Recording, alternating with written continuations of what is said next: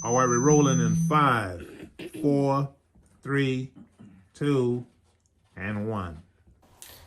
Hello, and welcome to tonight's episode of The Real Paranormal.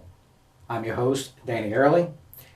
Today we're joined by a very special guest. He is FBI agent Justice Brown of the Malachi, Louisiana Police Department's FBI Paranormal Division. Agent Brown, welcome to the show. Thank you.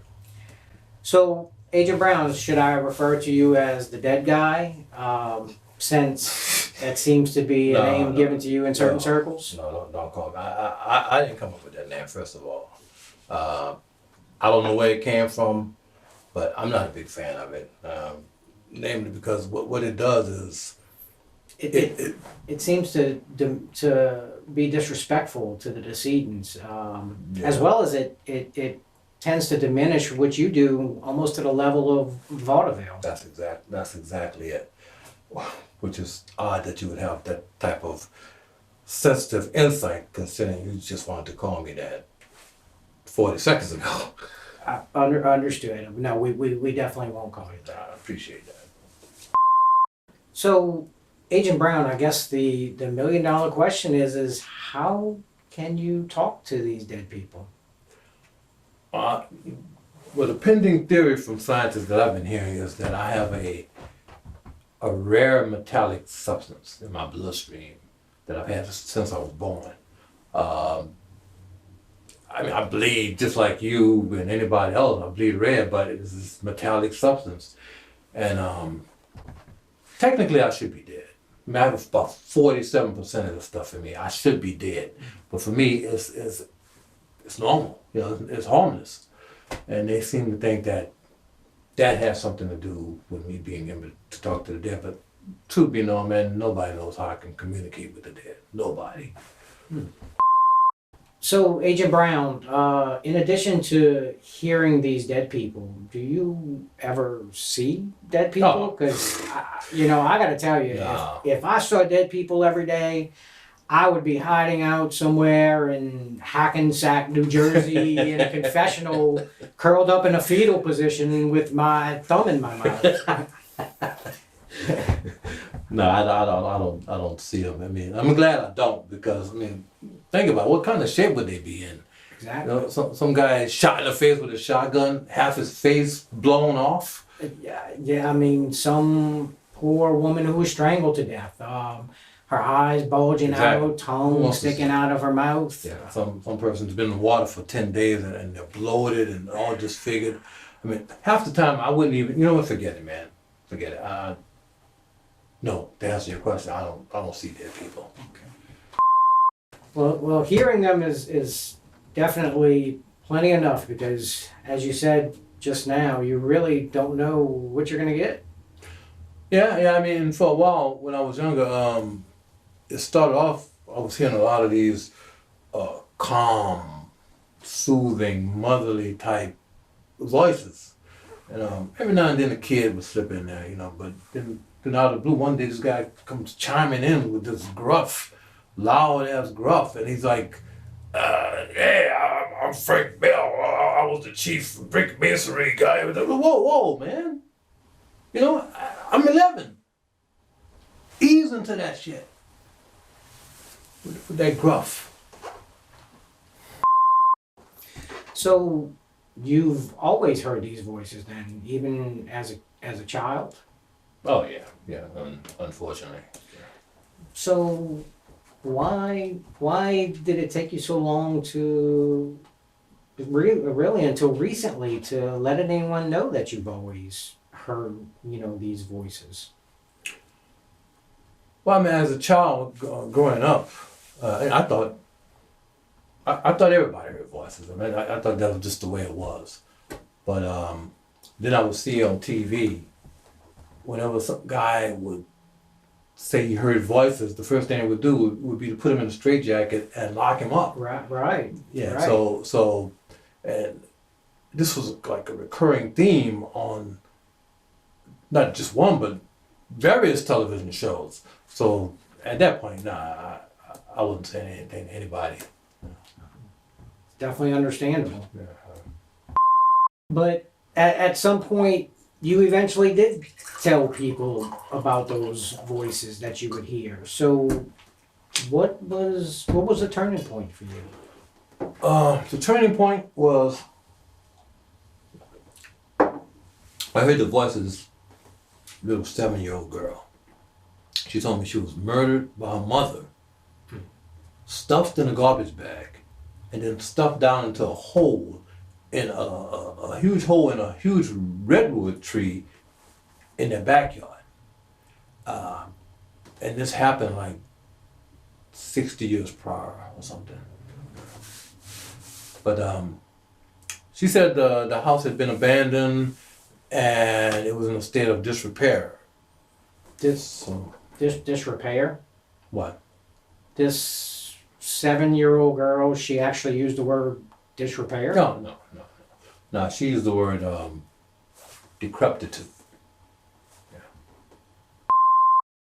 Well, it turns out that house, the little girl's house, was only 8 miles away from my house at that time. So I drove over there and man, there she was, still inside that redwood tree, like she said.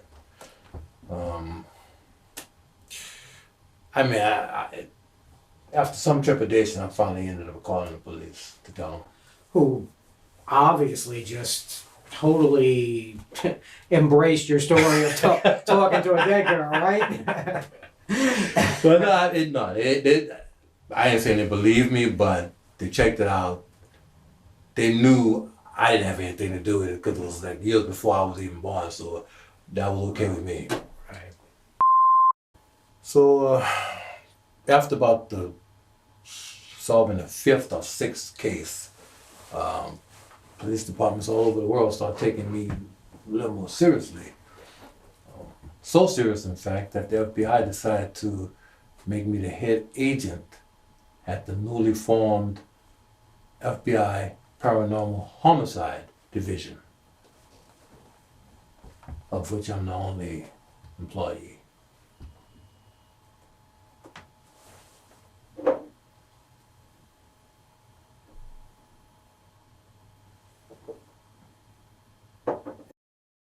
Bows, bows, bows, bows, bows,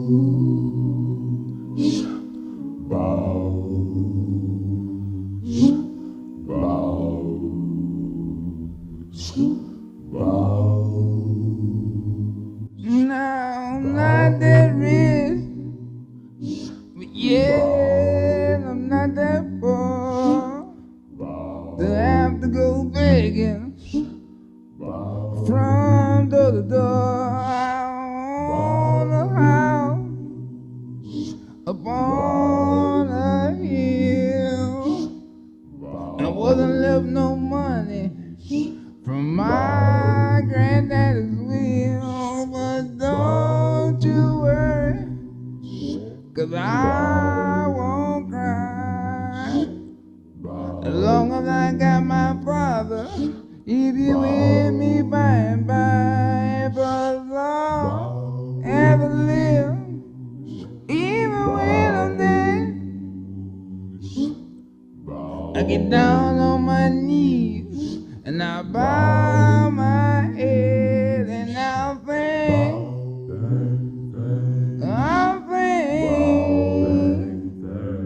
thank the Lord. Help me now. I say I thank the Lord.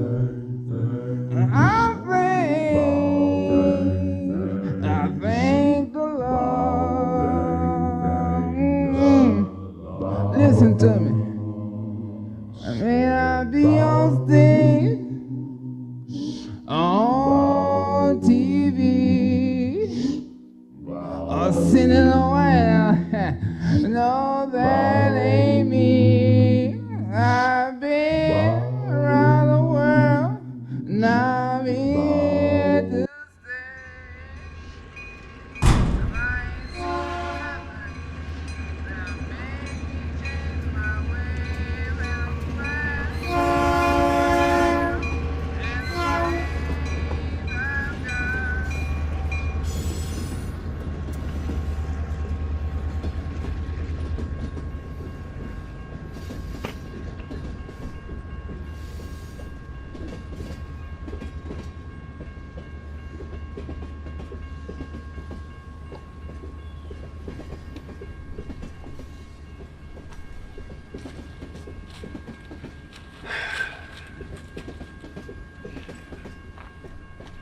Detectives, you told me you'd be here in 10 minutes, and that was, 32 minutes ago. Apparently, your 10 minutes is different from my 10 minutes. What do you care if we're 32 minutes late, Mayberry? You have some place else to be in this one-horse hick town? As a matter of fact, I do. Yeah. Today's the county fair. And you promised Aunt B and Opie you'd drive them to the pie baking contest. Don't crack wise with me. You tell me you'll be here in 10 minutes, and be here in 10 minutes. It's called common courtesy. So let me get this straight. You two drive all the way out here to Allenville, Louisiana, because some psychic told you that there was a body from an old homicide off of I-25. Not some psychic. The psychic. Justice Brown. Justice Brown? The dead guy? Well, I don't mean that he's actually Yes, dead. the dead guy. And if he says there's a body off of I-25, you can bet your ass there's a body off I-25. The psychic said it'll be near some kind of a hand puppet. Listen, for the record, I'm not a big believer in psychics or ESP or any of that shit. You know what? I'm going to play a little bit of devil's advocate here by addressing the obvious elephant in the room. We're not in a room, Mayberry. We're in the woods. So, let's just say we do find a body out here like the psychic said. How do you know the psychic ain't put it there? First of all, the body's from an 80-year-old cold case. And Justice Brown is about 45, so he wasn't even born yet. He's 7 out of 7 on his predictions since working with us. 7 out of 7. Well, maybe he killed those 7 out of 7. And the body isn't from 80 years ago. It's from 4, 5, 6 years ago. Unholy shit. Lester! I found the Muppet.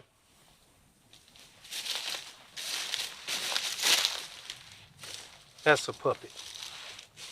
What's the difference? There's no difference. Then why in the f*** would you correct me on whether it's a Muppet or a puppet? Because it's not a Muppet. They're both puppets. But Muppets are what Jim Henson called his puppets back in the 50s. It's like his trademark or some shit. He's right. Let's say you got 2 dogs and one's a collie and one's not. They're all dogs. This one's just a collie. I'm so glad you two are here to enlighten me. But Brown said the body would be near the puppet. Here's a puppet. And he was right. Holy shit. 8 out of 8.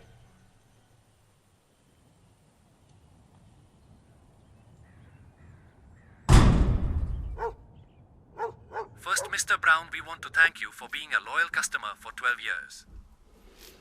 And I'm sorry that your computer is not working, but I will try to walk you through getting it back up and running. Whoa. Bad choice of words, all right?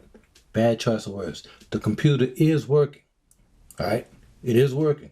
It turns on, turns off, it does everything in between. It's working. It's just a little sluggish. Sluggish. You know, it's a little slow. Right now, it's like Sounds like when it I should don't be like. know what You get what I mean? one was fast and one was not. All right. Okay, with your permission, sir, there are a few things that I want to try. Some basic process of elimination Well, wait a test minute, to get. before you delve into that, I did a couple of things just to save some time. I defragged the drives. I did the disk check cleanup thing. Removed the startup programs. Check default power settings. Check the performance options, and I gotta say that was a lot of options on that. What's that? Sir, I have to go. You have to go. I have to Go check on something that we're doing. I'm leaving, sir. You're leaving.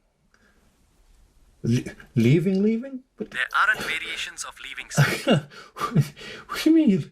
We're in the middle of troubleshooting my issue here. You're talking about you're leaving? Is that I'm leaving, sir. folks' common practice to leave in the middle of it? No, this guy hung up.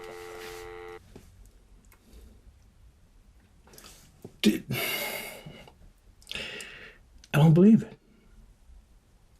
And I'm like, who hangs up in the middle of a customer service call? That's, in all my years, I never. Oh, Joe. Forgot about you, Joe. Hello, we're back from commercial break. If you're tuned in, this is the Zachary Thackeray podcast. I wanted to address an issue that recently occurred. I had a woman on the show a few weeks ago who said that she witnessed a UFO in her neighborhood, and I got called on the carpet by my listeners.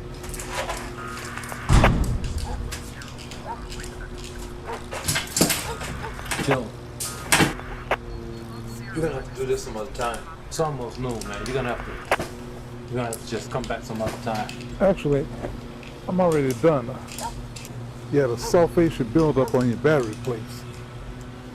The sulfation buildup on my. I knew it was something like that. George, you gotta go. I have a session at noon, man. You know that. You doing that today? So, you're gonna go inside on a nice day like today and talk to dead people? I do it every day, Joe. So yeah, I'm doing that today. I always wanted to ask you, why noon? Does that time serve some type of significance for the ghosts?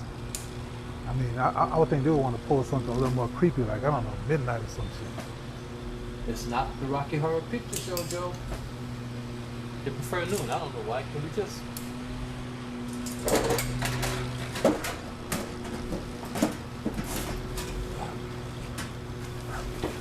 I'll get the door.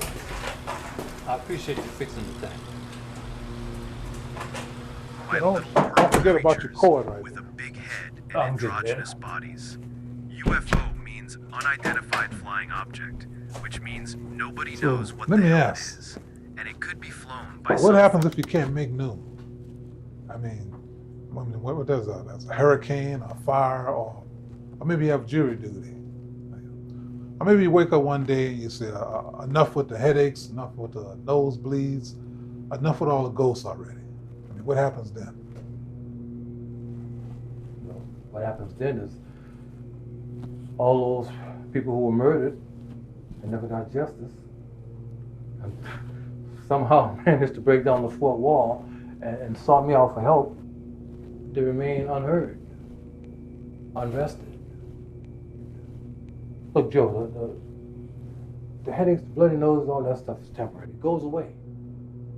But the restlessness of a wandering, wronged soul, that doesn't. Unless I help. It's a good point.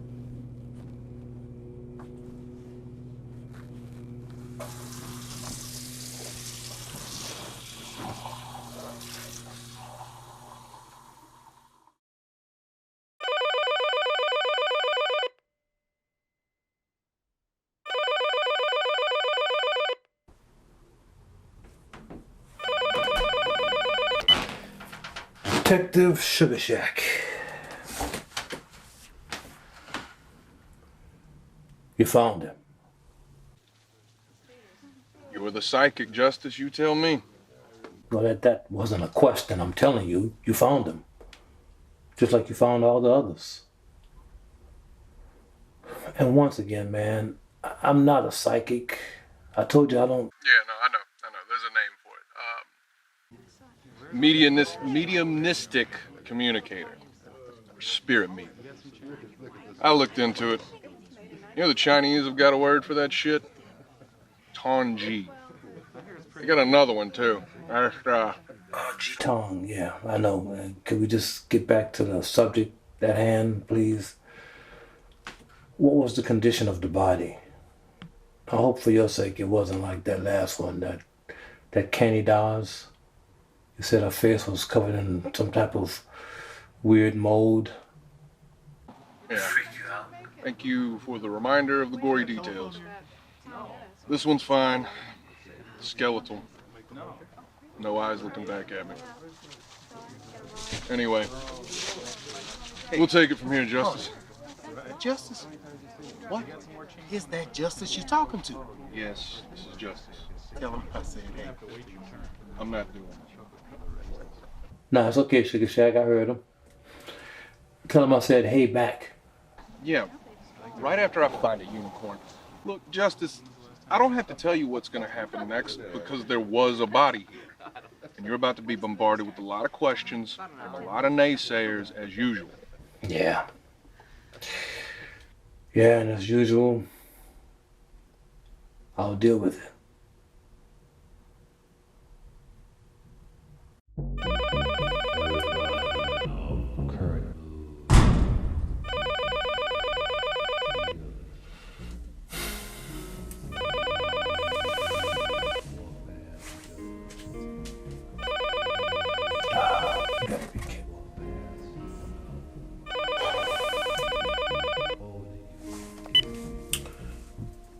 Chioma Abimbola. To what do I owe this surprise? Hello. Hello, Justice. I thought I was persona non grata with you. It's been a few months now since we talked. I know. Thanks to you. It's been a few months since we talked, and I was wondering in that time. Did you find Jesus? Did I find Yeah, as a matter of fact, I did find Jesus, Chioma.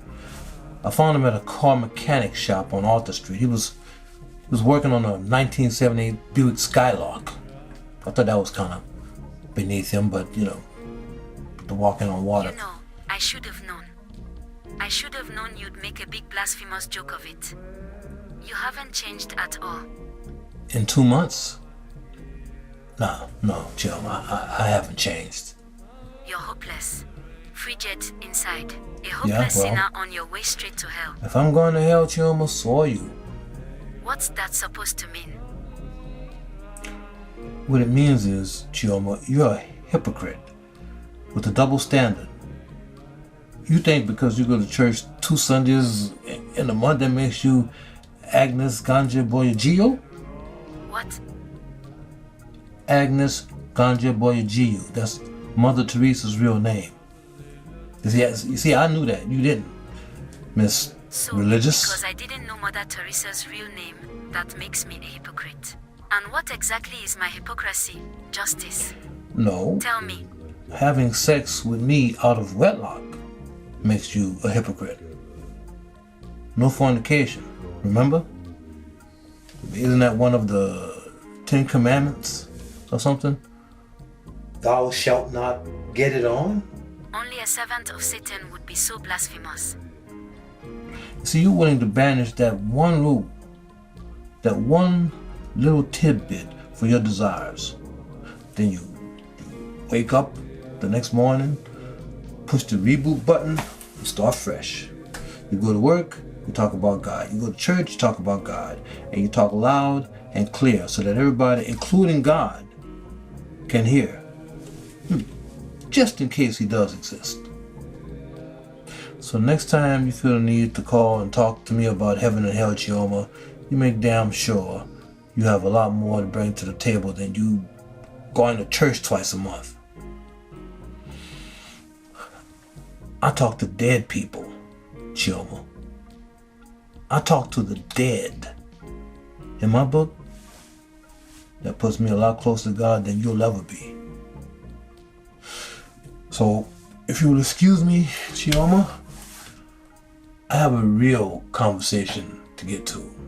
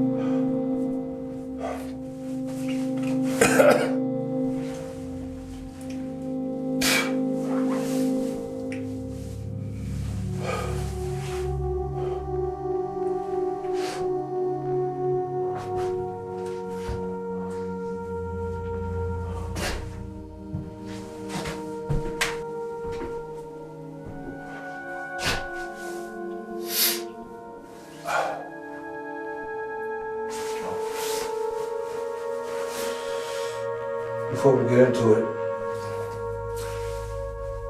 I'm Justice Brown, FBI Paranormal Division.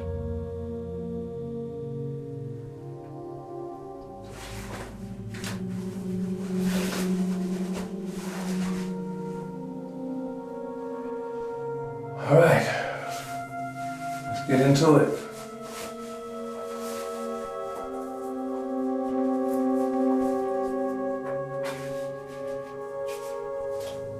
So we're gonna do this or what?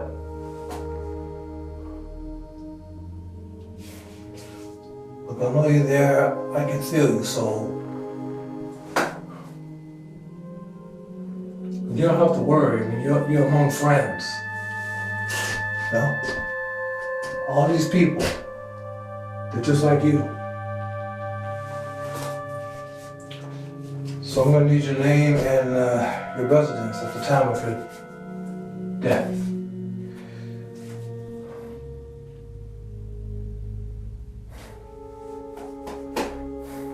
Look, I don't know how long this is gonna last before we get disconnected, so can you Alice Hall. at least try to... My name is Alice Hall. All right. 1444 Alice Commonplace. Hall, Bar Harbor, Maine. Bar Harbor, Maine.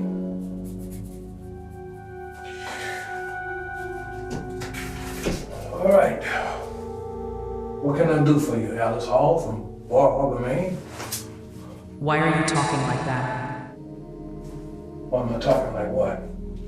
Like some sort of game show host. Look, Alice, I've been doing this a long time. I can assure you it's no game. And my tone, it's my tone.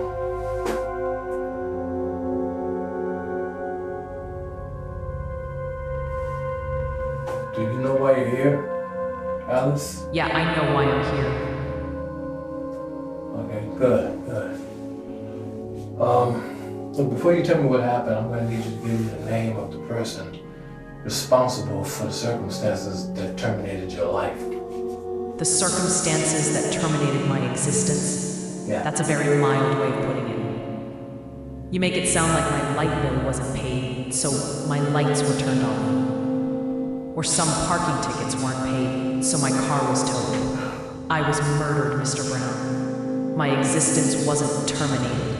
I didn't pass away, and I wasn't called home to glory. I was murdered. I try not to use words like killed and murdered. That's just me trying to lessen the blow. There is no blow to lessen, Mr. Brown. I'm already dead. And the miscreant, the savage who made me this way, I now know to be Auggie Doggett. Auggie Doggett? Auggie, is that 2 G's? Doggett, 2 T's, or Auggie 1 G Doggett, 1 T? Now, I'll figure it out.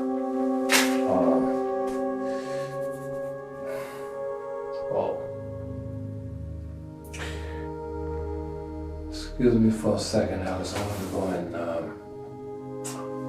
sit down over there. You packed quite a punch, Alice.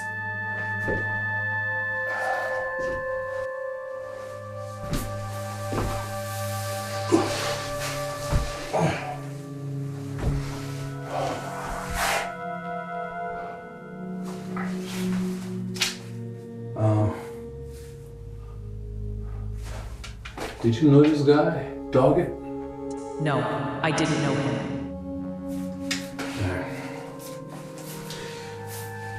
What happened to you, Alice?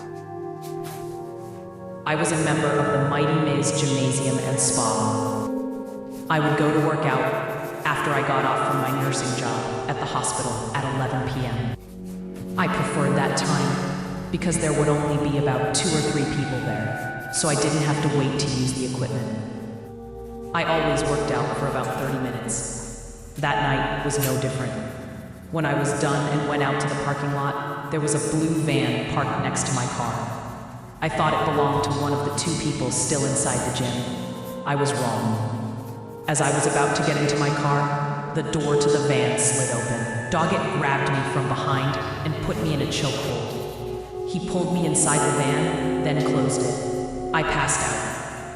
He tied me up, then took off. I went in and out of consciousness as he drove. When I finally woke up, I was in a garage, still inside the van. Doggett put my clothes in a black plastic bag and put the bag in a hole in the garage wall. Then he looked over at me, tied up in the van, and got to it. When he was done, he strangled me, then drove out to Lamboga National Park and buried me by Parkman Mountain. I'm still there. Thank you, Mr. Brown. Thank you for listening.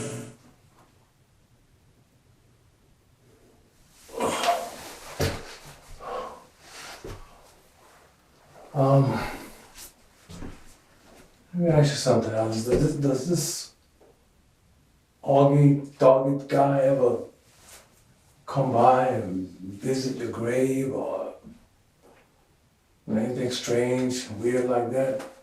Freaky?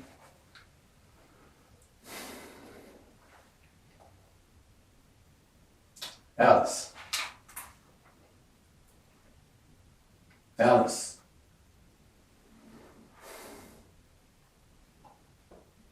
Yeah. I guess you're going. All right, look, don't worry. I got down every word. I'm gonna turn this in. We're gonna find you. All right? We're gonna get this Doggett guy. All right.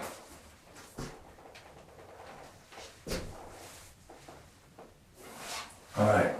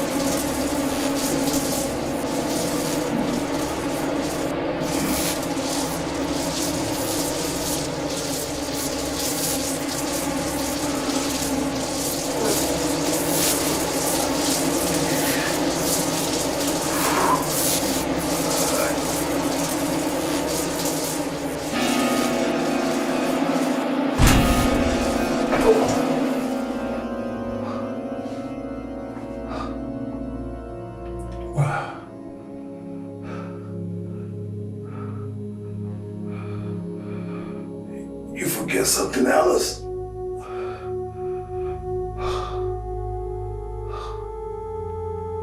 My name isn't Alice. It's Karena Kelab. What?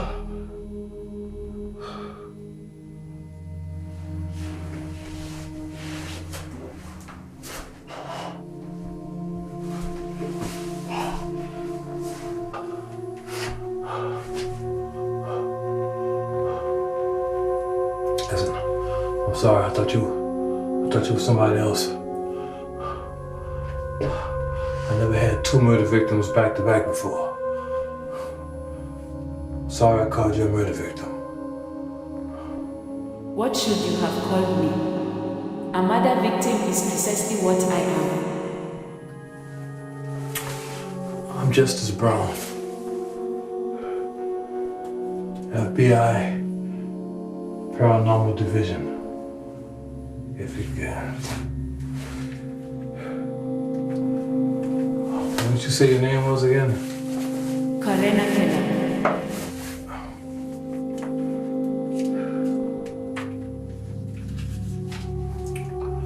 I'll just transfer your information onto your own personal book later. Okay, and what was your address at the time you were killed? Sorry. 1601 Royal Maine Avenue, Silcroft, Maine. Another Maine. And what is the name of the person or persons responsible for your demise?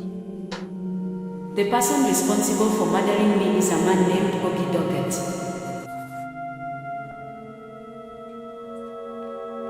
Auggie Doggett.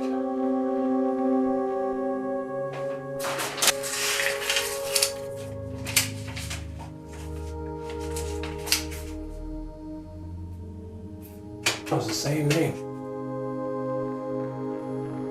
You said it's the same name. I don't understand. There was a woman, Alice Hall. I talked to her right before talking to you. She said she was killed by a guy named Auggie Doggett. Auggie Doggett, what it does, the same name. The same guy. Do you know? Did you know him? No. What about Alice Hall? I didn't. No. I'm just trying to piece together some kind of... Have you ever been to Bar Harbor, Maine?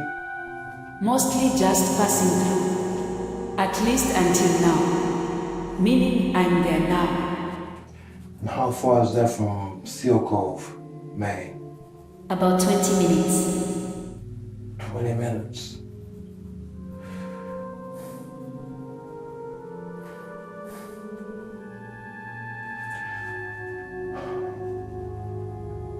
Right. Karina, what happened to you? What was your final moment? I went shopping for groceries. When I was done, I went out to the parking lot, and as I was placing the groceries in the trunk, a blue van drove up behind me, bumped my shopping cart. Auggie Doggett got out the van, grabbed me from behind and pulled me in the van. Choked me out. I thought he had killed me. I mean, he did eventually, but I thought he had killed me then. Until I awakened in his van in a garage, naked. 1 second.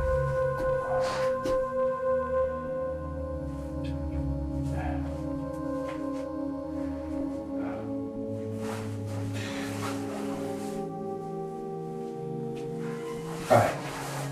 Go ahead. Whatever he was going to do to me, he had already done it. And now he was wrapping things up. He had rolled my clothes up and put them in a plastic bag, then put the bag in a gaping hole in the wall in the garage. Then he turned and looked at me. A piercing look. I knew what it meant. He rushed over to the van and proceeded to strangle me with a makeshift garrote that was already positioned around my neck when I awakened. He laid into me so fast. There was no time for anything. No time to scream or to reflect or to get in one last breath before he tightened the noose. I was then placed in a huge black garbage bag. He drove to the aforementioned Bar Harbor, then buried me in the Lamboga National Park, near Parkman Mountain, where I remain today.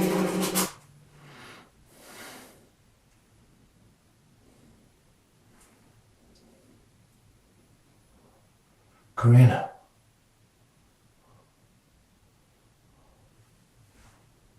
Karina.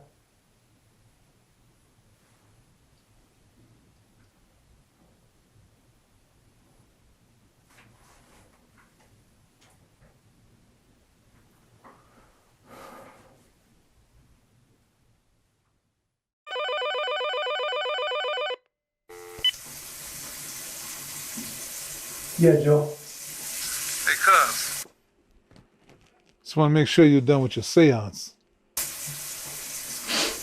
Yeah, I'm done. Just want to make sure you didn't have an aneurysm or a stroke from one of your nosebleeds.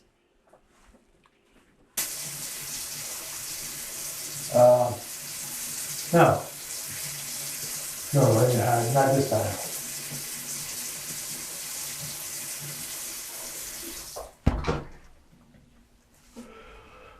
I had 2 apparitions today, Joe.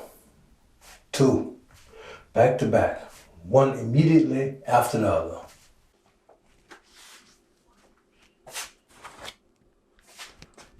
Two? You never mentioned having 2 back to back before. That's because I never had 2 before. And listen to this. They both were killed by the same person. Some guy named Auggie Doggett. Now see, I don't like that. 2 in one day? What if the Osmond brothers were killed or the Mormon Tabernacle Choir? I guess they'd be contacting you next. Haven't these people ever heard of Joel Osteen or T.D. Jakes? Why don't they contact them? Don't they get paid to do that stuff?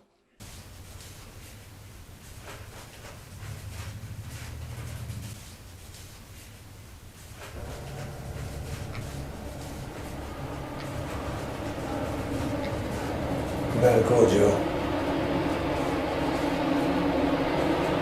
You got another call coming in.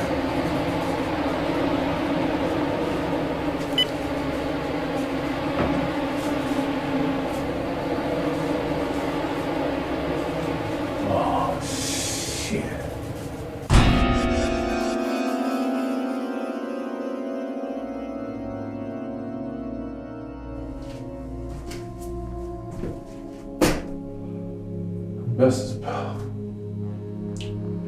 Justice Brown.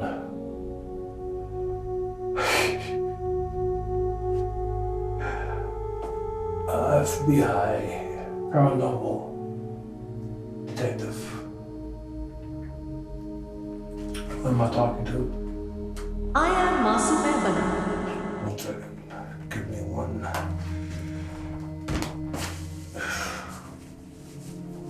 think I'm running out of blood.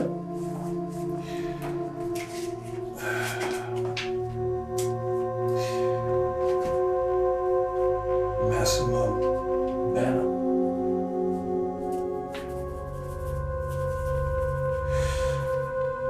Okay, Massimo Banner, what was your address at the time of your demise? I resided at 140 Skylar Place in Bar Harbor, Maine. Bar Harbor, Maine. Bar. Okay. Now for the $1,000 question, Miss Banner. Who killed you? It was a complete stranger. It was a man named Auggie Doggett. Jesus Christ, is this guy ever asleep? Excuse me? Nothing, man.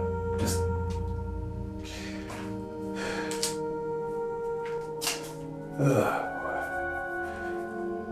Okay, Miss Banner. I am Mrs. Banner.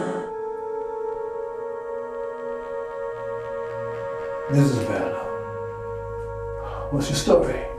It's a short one, I can assure you. One that starts with me having to go to the ATM machine at the local Jefferson Olmsted Bank. I went there to get cash because my husband emptied our emergency cash box to purchase some kind of kit for his ATM. Sounds like a, what do you call it? Peter Pan complex. Peter Pan? No, because at least Peter Pan could do something productive, like fly or fight. My husband was more like Beaver Cleaver. He was completely irresponsible and inept. And just when I would get the cash box back up to a decent amount, he would go in and take out half or 1/3 or, in this case, all of it. He was an asshole. Whoa, hey. Should you be talking like that? Using that word, I mean, Alright, so come on. I am allowed to speak honestly. So, if I honestly feel that my husband is an asshole, then yes, I'm allowed to say that. I'm definitely not gonna ask you how you feel about Auggie Doggett, because you'll be calling your own husband up. Alright, so. Look, can we just get back on track here? Just stay on track. I don't want you to get in trouble with the gods or whoever's running the show here, alright? There's not much track left to get back on. The whole thing happened so fast. I left my car running when I went to the ATM machine. Before I knew it, I was put in a chokehold by this Auggie Doggett and dragged to a blue one. While I was about to pass out from the chokehold, I remember thinking I left my car running. Then everything went completely black. I was out like the lights in Georgia. Hold it, wait. Cramping up.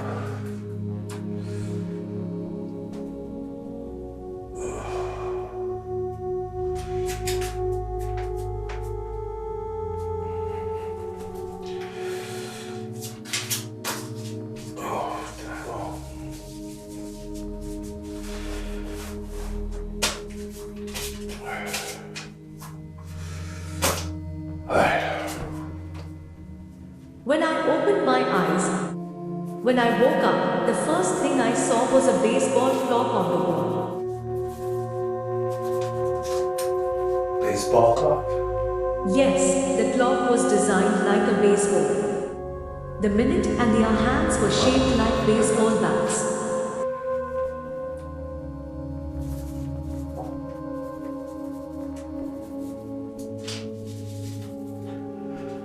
What about the second hand? The second hand was just a second hand. It had nothing to do with baseball. 9 hours had gone by since this man abducted me. I felt like I was drugged. How did you mean? Disoriented. When I averted my eyes from the clock, the first thing I saw was a naked body in front of me. It took me 30 seconds before I realized that naked body was mine. And just as it occurred to me that Auggie Doggett was nowhere in sight, something started tightening around my neck. It was Auggie Doggett behind me. He was strangling me. And this wasn't a strangling to subdue type of strangling. This time he meant business. This time, he killed me. And now I lay buried in a makeshift grave in Lamboga National Park, near Parkman Mountain in Bar Harbor, Maine. The grave is near the tree marked with red paint at the base of its trunk. Tree with red paint. That's good. It's good to know. It minimizes the digging areas. It's good.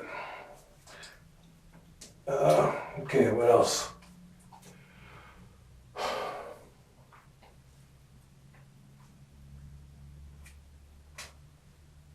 Mrs. Banner.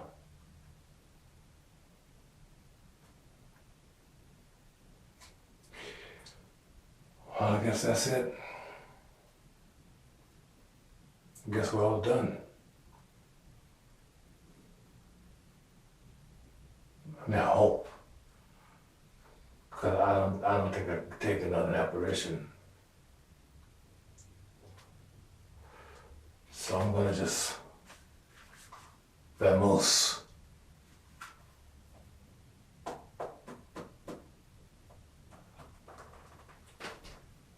Alright. I'm gonna take care of this.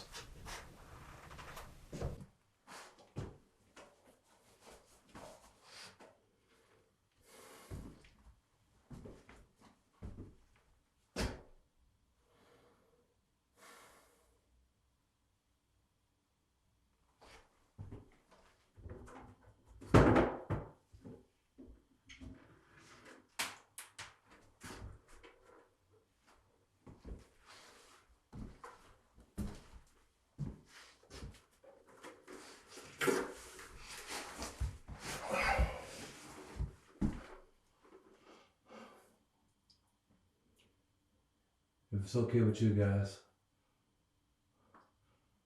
I'd like to stay a little longer. Just in case.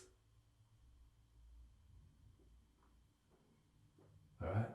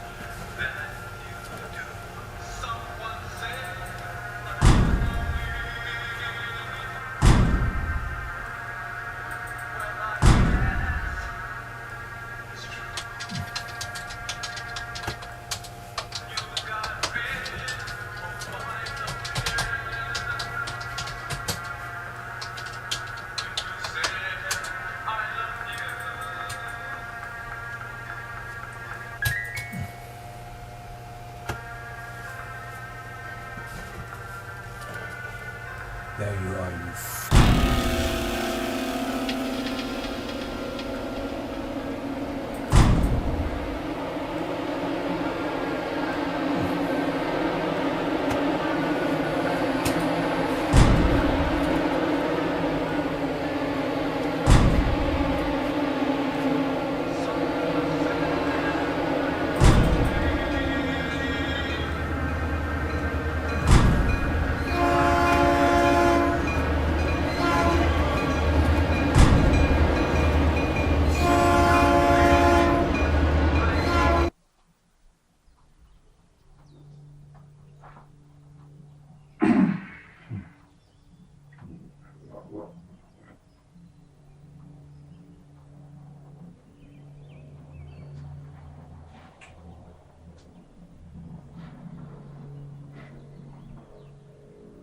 So is this it? Is this everything? You didn't leave anything out? I got all that from my notes, which I got from the paper. Why? Think it needs more detail or what?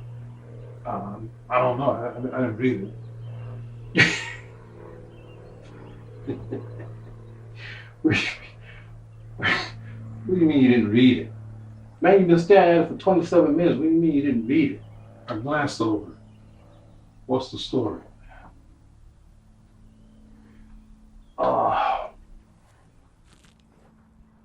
Three women, all from Maine, all strangers, all abducted, raped, and killed in the same manner by the same guy, a guy named Auggie Doggett, also a stranger.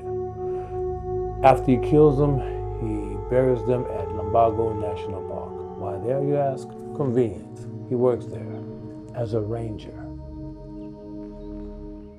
So what's a realistic timeline? Like usual, I'll turn it into the chief today. He'll probably look it over and he'll call the Maine police. Probably today. If it's early enough, they'll check it out. Probably today. Right. But they're not gonna just go out there and start digging up the place with shovels, Justice. No, I mean, I know that. It's a homicide scene, Justice. They're gonna go out there and take their time trying to preserve every possible evidence. And when they do find something, they're not gonna stop what they're doing and notify Chief Cornell. They're gonna notify him when they notify him. Yeah. So, late tomorrow, maybe.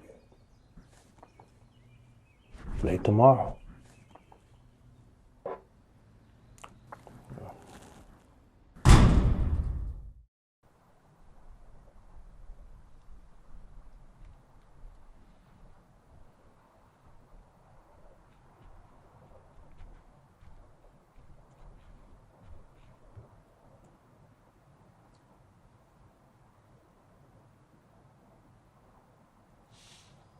I found one.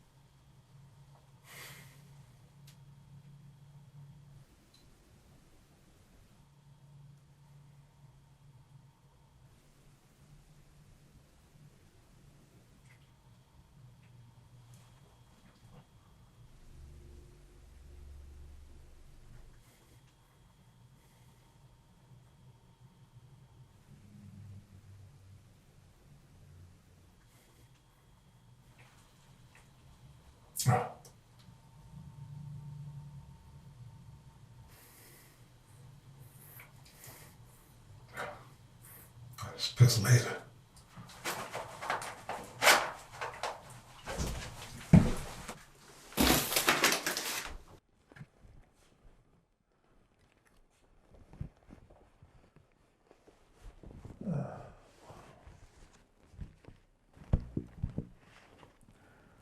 And all checked out.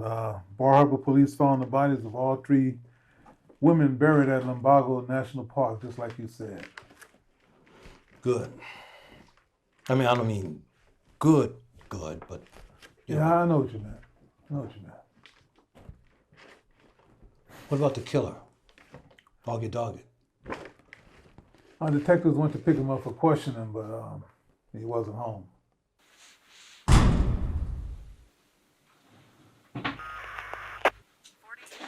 Well, Roger, he's definitely not here. His neighbor said he left early this morning. So what do you think? Clear the cars outside and leave a few guys here? You know, nab him when he comes back? Nah, he ain't coming back. You sound sure.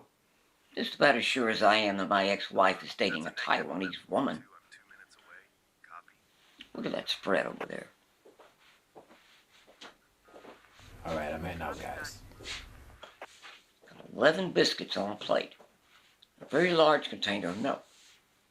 Okay, so he likes biscuits. So what? Actually, I'd say he loves biscuits, considering he's got 9 more boxes of the stuff in his fridge. He's eaten 1/2 of 1 biscuit. I don't think he's touched that milk. Intriguing. So why the one and done then? Got a call from his answering machine from a woman who wonders if he's heard the news that they found 3 bodies in that park where he works. He was spooked. Got the hell out of Dodge. So, you think he's on the run? No, I don't think he's on the run. He's on the run.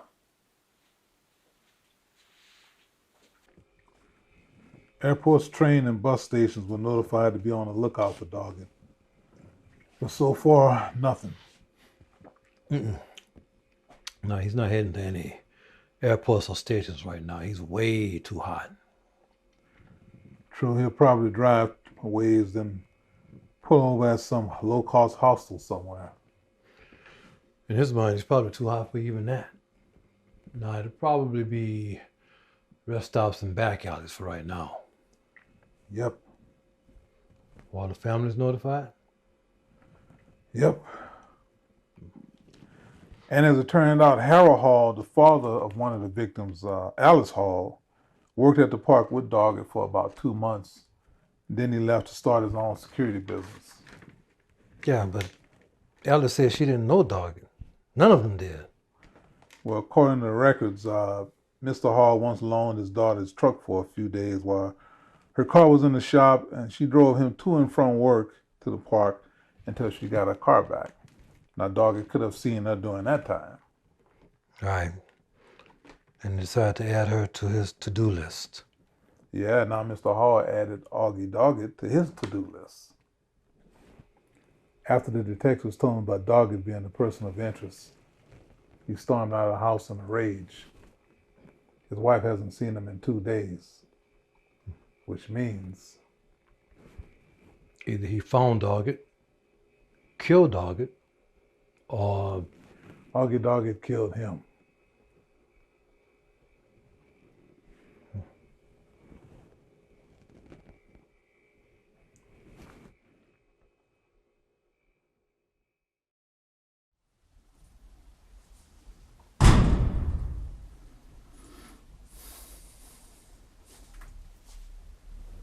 over the next 3 days, I went back to business as usual. Back to the usual one-on-one sessions.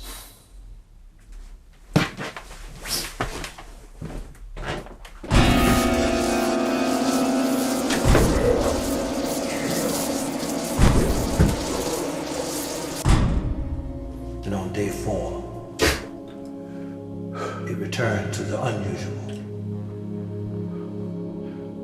You have the floor, sir. Or in this case, the ceiling. Now, 1 second. I'm here to report a murder. My murder. Well, I didn't think you were here for the couple news. You can start by giving me your name, sir. My name is Auggie Doggett.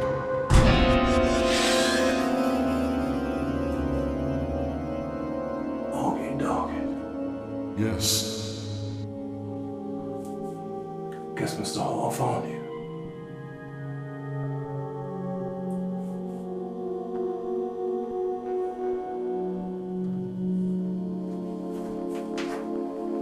I was murdered by a man named... I won't be needing this, Doggett. I know exactly who you are. And I know exactly who killed you. A man named Harold Hall. And I know why. Because you're a killer of women. How did it feel, Doggett, huh? Knowing that your life was about to be snatched away from you? Well, I hope you felt what they felt. I hope you were afraid, and I hope you suffered just like they did. What is this? You're not here to pass judgment on me. You're here to bring me justice. I'm the victim. Ha! I'm the one that was tied up, tortured, and shot in the head. And buried in a shallow grave in a wooded No, area. you won't stay, Auggie Doggett. You piece of... There you will stay. Your soul will be granted no peace from me. Why are you talking to me like that? Why was I sent here to you? Because I'm the only person on the entire planet that can hear you. Help you. But God forgive me, because I'm not saying anything to anybody about Harold Hall, your death, or wherever you are now. For what you did to those 3 women, I hope you never find peace. Ever. You have to tell what happened to me. What Harold Hall did to me. You can't just leave me where I am in this cold place. In purgatory. You're obligated to tell someone. You hear me? You have to tell them. You have to. You have to.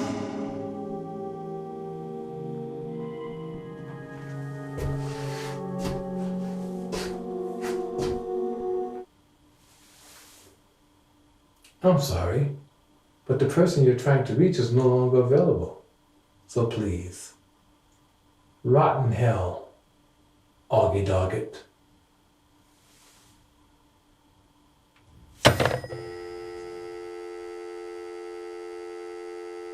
have been calling the show as well as stopping me on the street and saying things like, "Hey Zach, when did your show become a forum for alien enthusiasts and UFO conspiracy theorists?" Somebody started a topic about alien beings a few weeks ago that has not yet resolved. New Hampshire, I remember. And just when I thought I'd be putting it to bed, a new intriguing expansion on the topic would emerge. You can put it to bed. We're current- never going to shut that down. Visitors from another planet? No. The current one being Why do people assume alien beings would be smarter than humans? Look at our track record. Our track record? What man has accomplished and Oh, yeah, created. Man created airplanes, man created telephones, man created cruise ships and microwave ovens, pencil sharpeners and dustpans. Dustpans? How'd that get in there? I was with you on the first 4 or so. Dustpans. Oh, and if you need even more evidence of how smart man is over alien beings, man created alien beings. That's right, they were created by man, they don't exist. Wait a minute. You don't believe? Didn't you tell that woman you believed in extraterrestrials? We were talking about UFOs, not ET. I said UFO. Agent Brown, this must have been extremely difficult as a child dealing with this. I mean, is this something that you were teased about by other children? Well, actually, they didn't know. A couple of the kids at school, they lived in the area. They would see cops every now and then, or ambulance or what, but they didn't know. And my parents there, everybody kept it kind of hush hush. I don't know. I would just ignore them when they would get to school. They'd say, what happened to you the other night? So ambulance. I would just kind of just play it off. I didn't have that many friends anyway, so I didn't care, you know. So it was kind of tough. I'm sure it was. I'm sure it was. On the subject of your parents, how did your parents respond when you first told them that you can hear dead people? Well, the prevailing word was nightmares. They thought I kept having nightmares. Like that's how they just brushed it off. But at some point, because I was getting the nosebleeds, the same nosebleeds that I get now, I was getting them then. So they knew it had to be something to what I was saying. And once the bodies start turning up, then that's when other people were acknowledging it, they started to acknowledge it. And so that's how that went. You've mentioned nosebleeds. You get nosebleeds? Oh yeah. After each, what's the word? I mean, I never put a word on it, but I'm gonna say seance. Each encounter with one of the victims, it's like a turbulence to it, man. I mean, I can't describe it, but yeah, I get nosebleeds. Wow. So. And what about the rest of your family, siblings, aunts, uncles? How did your family handle? How did they? Was this something that was talked about at Thanksgiving dinner? Or? No. Like I said earlier, they kept it hush hush. My cousin Joe was the only one that I could confide in. I don't know if he was just hearing me as a kid, but he seemed to believe me. He was the only one who seemed to believe me and didn't ridicule it or didn't thumb his nose up at it or something. But he was the only one, and everybody else was just kind of like almost embarrassed, or scared for what I was becoming. I don't know. Well, it must have been very comforting for you to at least have one of your relatives to that you can go back on and talk to about some of these things. He was like my brother, and he still is today. So yeah, I mean he was there. I mean, even when the bullies were starting to mess with me and tease me, once they found out we were related, all that stuff stopped. Wow. So yeah, it was good having him around, definitely. And he's a cop now, so. Wow. So, what about a social life? Do you have a lot of friends now? I know you mentioned you didn't have many growing up, but do you have friends now? Maybe someone special in your life? I did, but most of the girls knew my reputation, and they thought I was like possessed or something. Well, they didn't want anything to do with that, so it was like not the easiest thing to bring up. No. By the way, honey, past assault, I talk to dead people. Yeah. Obviously. So, but I had a social life. I'll just say it didn't work out, and that's it. I'll just leave it at that. Now, you said that these apparitions always appear in the same room. I believe you said it was the bathroom, correct? Right. Yeah. Was that the same situation when you would hear those voices as a child as well, or? No, it was a different house then, but no, it was mostly my bedroom. And it wasn't always noon then. It was as a kid, it wasn't always noon. Then it started just kind of, I don't know if they were trying to make it convenient for me or the apparitions or what, but it was always my bedroom. And at the beginning, it could be any time. It could be 2 a.m. in the morning. It could be 4:30 in the afternoon. It would hit me whenever. Wow. But then it started toning down to noon. Like I said, I think they appreciated it or what I was doing, so they made it convenient for me. But no, but it was my bedroom when I was a kid. Yeah. And really, the last question that I can think of is that a pack of certs in your pocket, or are you happy to see me? Both, Danny, both. That's all the questions. All right, thank you, sir. Pleasure being on your show. Thank you. Really enjoyed it. Thank you very much for joining us tonight. We will be back next week for another episode of The Real Paranormal. I'm Forgot your name, Danny? I'm Danny Early. Good night.